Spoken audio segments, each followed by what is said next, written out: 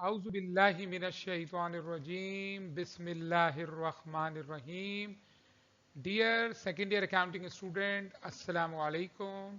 This is M. Tausif Shah, your course facilitator. बच्चों, हमारा depreciation का चैप्टर चल रहा था अल्हम्दुलिल्लाह. सबसे पहले हमने आपको उसकी थ्योरी पढ़ाई, उसके बाद तमाम मेथड्स कराए, पास पेपर्स कराए.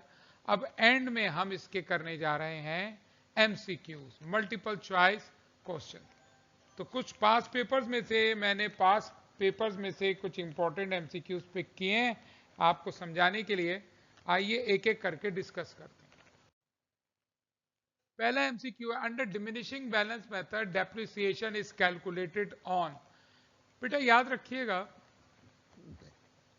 डिमिनिशिंग बैलेंस मेथड में हमारा जो डेप्रिसिएशन कैलकुलेट होता है पहले साल तो ओरिजिनल कॉस्ट पे लगता है, लेकिन जर्नली ये बात कही जाती है कि डिमिनिश बैलेंस मेथड में बुक वैल्यू पे कैलकुलेट होता है. जैसे 1 लाख की मशीन है और पहले साल का डेप्रिसिएशन 10,000 है, तो 1 लाख में से 10,000 माइनस कर दो तो बुक वैल्यू आती है 90,000. अब मुझे अगले साल का अगर फिर 10% चाहिए तो मैं 1 लाख पे नहीं लगाऊंगा, 90,000 पे लगाऊंगा, तो वो मेरा कहलाएगा बुक वैल्यू. तो बताइए इस एमसीक्यू का क्या सही जवाब है बेटा? Book value. ठीक है, आपको बात समझ में आई बेटा? क्या आगे मूव करें? The next MCQ is depreciable value of an asset is equal to. जब मैं लफ्ज इस्तेमाल कर रहा हूं, देखो मैं डेप्रिसिएशन एक वैल्यू नहीं कह रहा, डेप्रिशिएबल. मशीन का, फिक्स एसेट्स का, नॉन करंट एसेट्स का वो हिस्सा जो डिप्रिशिएट होगा. स्क्रैप वैल्यू तो डिप्रिशिएट नहीं होती. अगर फर्ज करें कोई मशीन 1,20,000 की है और 10 साल बाद कबाड़िया उसके स्क्रैप वैल्यू के 20,000 रुपए देगा, तो 1,20,000 में से 20 हटा दूं तो इसका मतलब कितने की मशीन डेप्रिशिएट होगी? 1,00,000 की. तो बताइए इसमें कौन सा जवाब सही है? पहले दो जवाब तो सही हो ही नहीं सकते. हाँ, कॉस्ट में से स्क्रैप हटा दो, जो वैल्यू बचेगी दैट इज कॉल्ड, यही फार्मूला मैंने आपको सम ऑफ द ईयर में याद भी कराया था. Depreciable value of the fix asset is equal to cost minus scrap value, salvage value, residual value. ठीक है बेटा, इजाजत हो तो क्या हम आगे चलें बेटा? Total depreciation of an asset can not be exceed. याद रखिएगा, टोटल डेप्रिसिएशन उसकी डेप्रिशिएबल वैल्यू से ज्यादा नहीं जा सकता. यही है. मिसाल के तौर पर 1,20,000 की मशीन है, उसकी स्क्रैप वैल्यू 20,000 है, 1,00,000 बचे.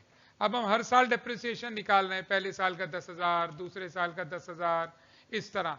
तो वो जमा होते होते होते होते जब उसकी लाइफ खत्म होगी तो वो टोटल 1,00,000 तो हो सकता है, लेकिन 1,10,000 नहीं हो सकता.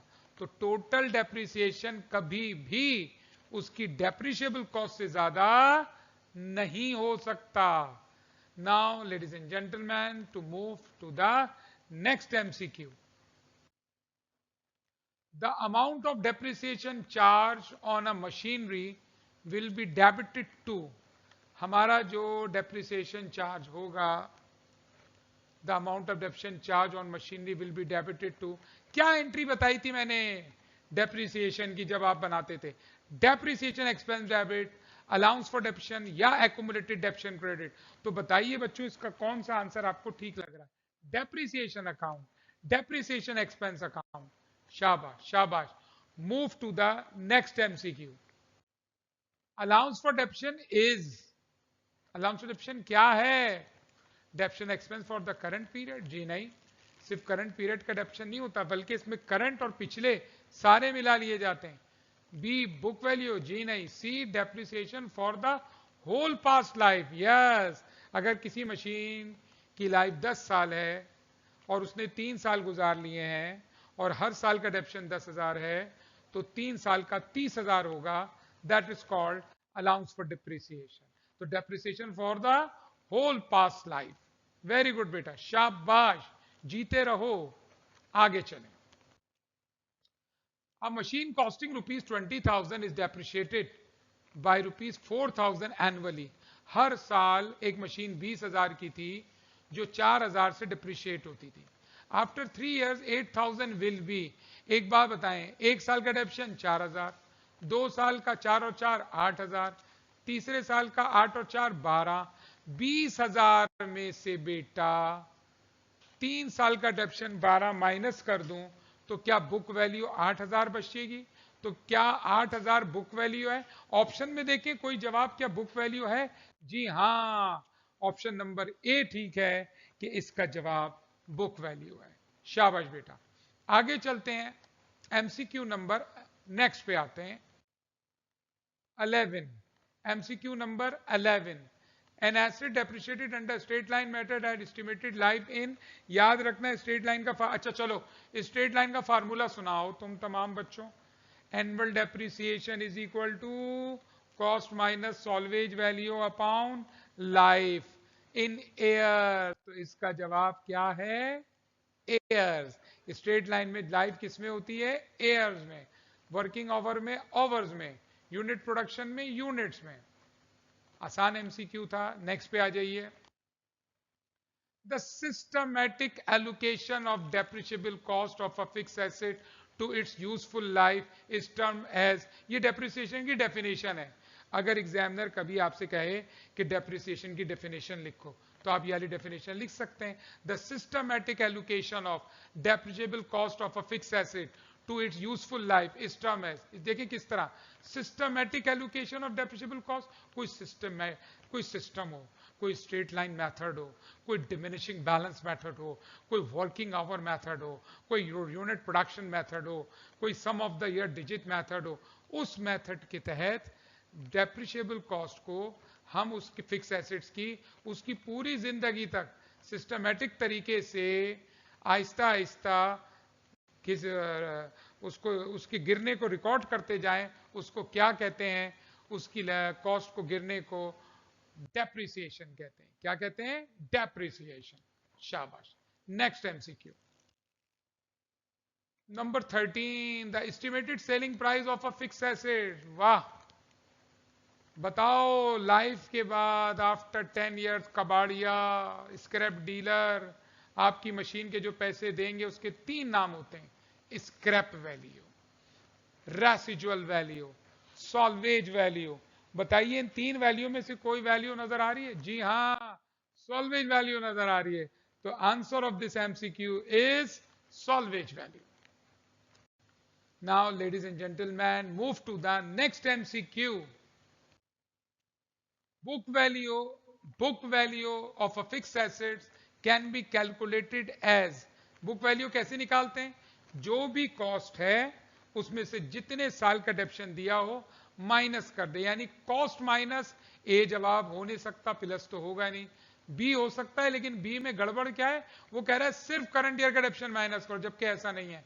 और सी में कह रहे हैं सी जवाब हो सकता है लेकिन बीच में प्लस लगा हुआ है, जबकि प्लस नहीं करना है, पुराना डेप्शन जितना है माइनस। तो ऑब्वियसली ना ए है, ना बी है, ना सी है, तो जवाब क्या है? जी हां, डी है कि बुक वैल्यू निकालते वक्त बैलेंस शीट के अंदर कॉस्ट में से पुराना डेप्रिसिएशन, एक्यूमुलेटेड डेप्रिसिएशन माइनस करते हैं। आगे आइए बेटा, move to the next MCQ. Fix instalment method is another name of, अच्छा एक बात बताएं, फिक्स इंस्टॉलमेंट मेथड एक किसको कहते हैं? हर साल का फिक्स डेप्रिसिएशन है, वो कौन सा मेथड है?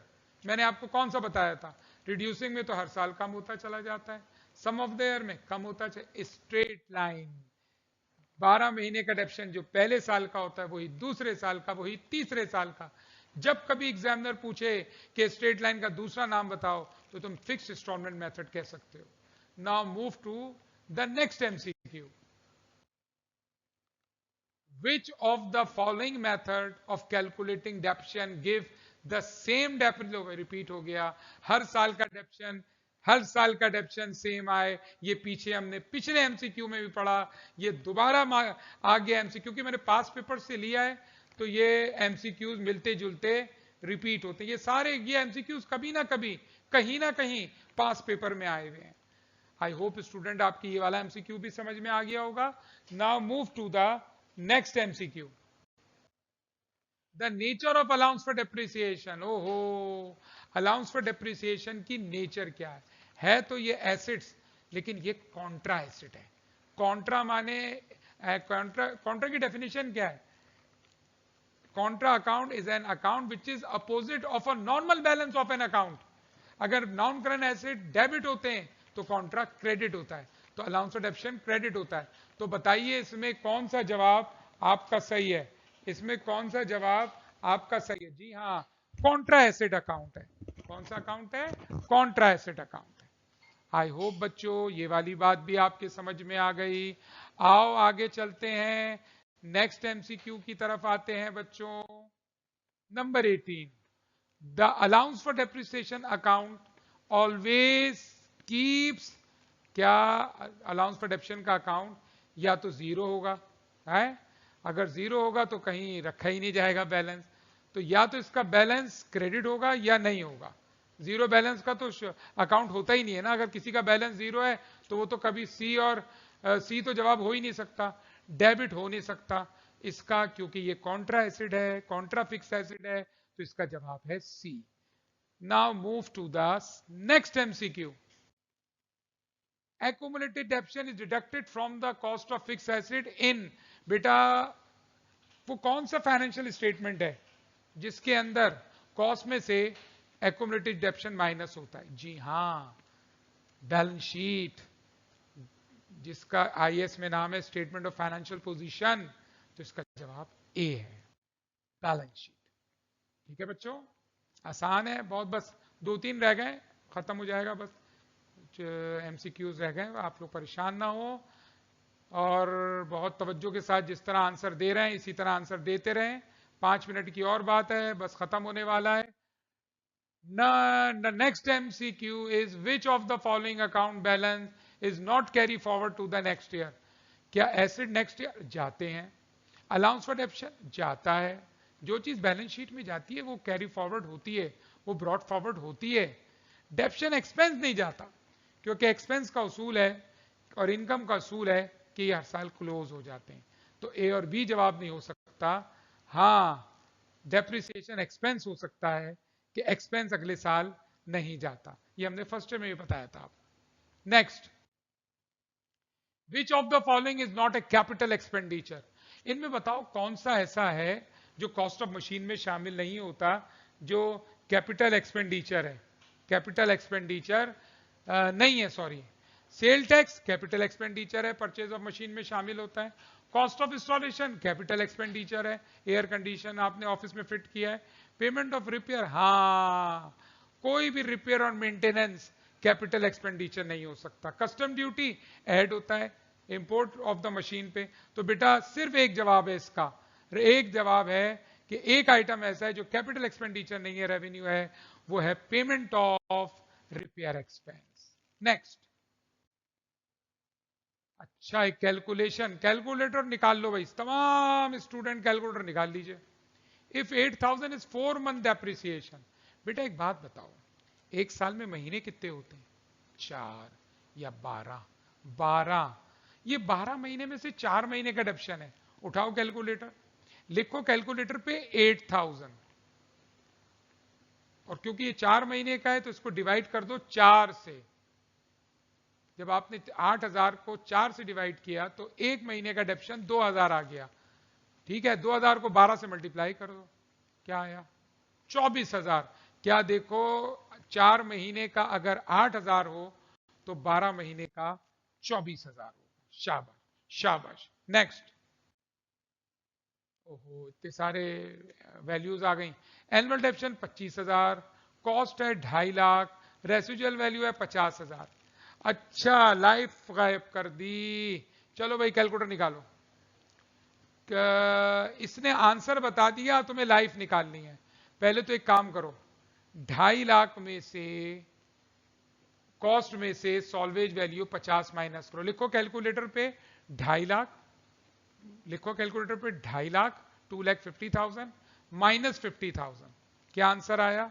2 लाख। शाबाश, 2 लाख को डिवाइड करना होता है लाइफ से, लेकिन लाइफ तो गायब है, 25,000 से डिवाइड कर दो, तो ये आया 8 ईयर। शाबाश, the correct answer is 8 year. Examiner ने पता है क्या किया, अगर एग्जामिनर आपको अगर 8 ईयर्स दे देता तो आपका एनुअल डिविजन 25,000 आता।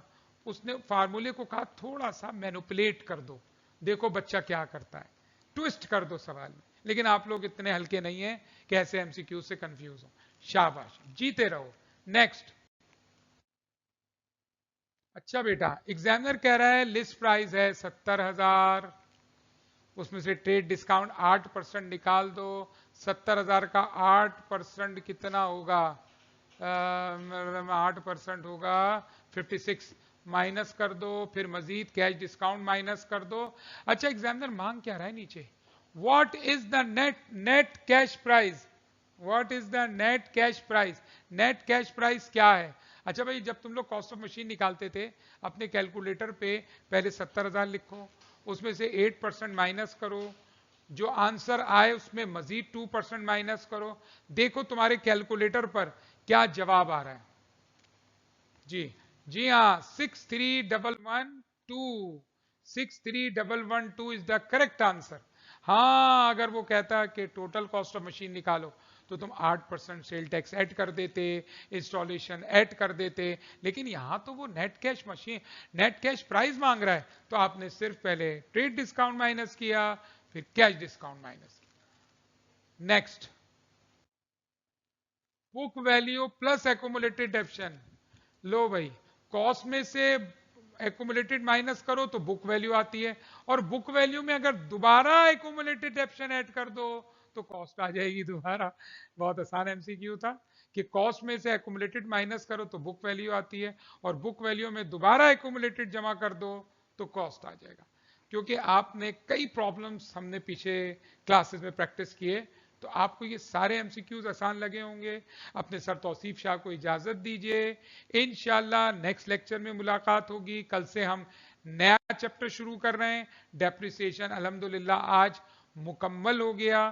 ठीक है बच्चों, थैंक यू वेरी मच। अस्सलामु अलैकुम व रहमतुल्लाहि व बरकातुहू। अच्छा, जो स्टूडेंट्स के पास इसके नोट्स नहीं है वो ई एकेडमी की मोबाइल ऐप से इसको डाउनलोड कर लें, और अगर कोई गूगल क्लासरूम में है या व्हाट्सएप ग्रुप में है तो वहां पर ये इसका पीडीएफ शेयर कर दिया जाएगा। बहुत शुक्रिया वंस अगेन। अस्सलामु अलैकुम।